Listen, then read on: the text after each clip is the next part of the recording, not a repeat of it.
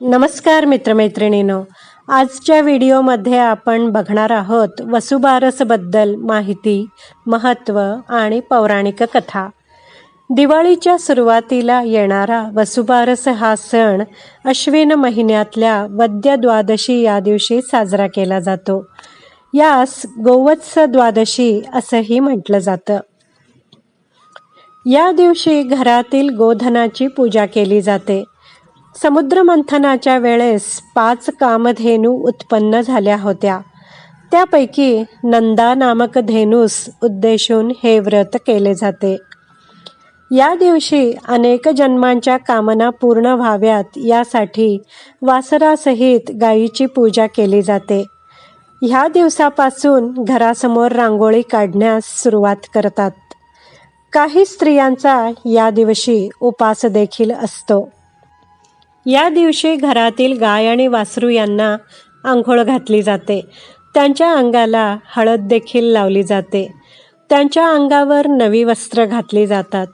ह्या दिवशी गहू, मूग नाही खाल्लं जात. स्त्रिया बाजरीची भाकरी आणि गवारच्या शेंगाची भाजी खाऊन उपवास सोडतात. भरपूर कृषी उत्पादन व्हावं, आपल्या मुलाबाळांना चांगलं आरोग्य मिळावं आणि सुख लाभावं म्हणून ही पूजा केली जाते. या दिवशी संध्याकाळी घरातील तुळशीपुढे आणि दारात परिसरात दिवाळी सणाच्या प्रारंभानिमित्त पणत्या लावून रोषणाई करण्याची पद्धत आहे. आता आपण ऐकूया वसुबारसबद्दल पौराणिक कथा. आटपाट नगर होतं. तिथे एक कुणब्याची म्हातारी होती. तिला एक सून होती. गाई गुरं होती, ढोरं म्हशी होत्या, गव्हाळी मुगाळी वासरं होती. एके दिवशी काय झालं?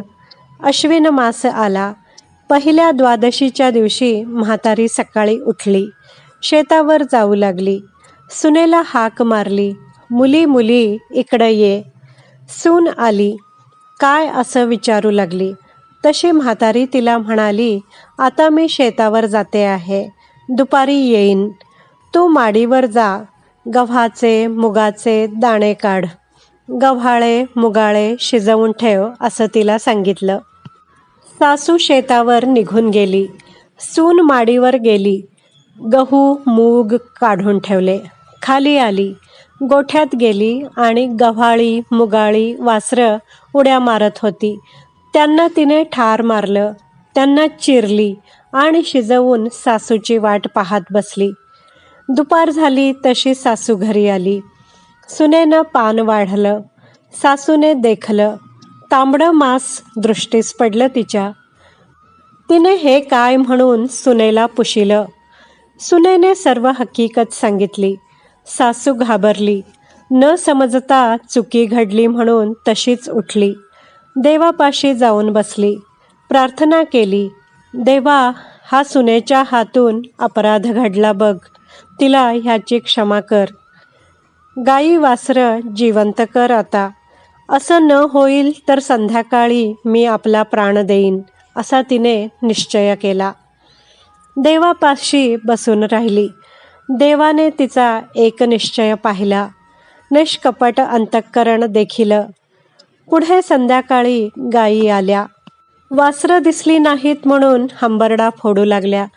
तशी देवाला चिंता पडली. हिचा निश्चय ढळणार नाही असं देवास वाटलं. मग देवाने काय केलं? गायीची वासरं जिवंत केली. ती उड्या मारीत मारीत प्यायला गेली. गायींचं हंबरणं बंद झालं. म्हातारीला आनंद झाला. सुनेला आश्चर्य वाटलं. तसा सर्वांनाच आनंद झाला. नंतर म्हातारीने गाई गोऱ्हांची पूजा केली. स्वयंपाक करून नैवेद्य दाखवला. देवांचे आभार मानले आणि नंतर आपण जेवली. आनंदी झाली. ती म्हातारी, तिची सून आणि तिच्या घरचे सर्वजण जसे आनंदी झाले तसेच तुम्ही आम्ही देखील होऊ.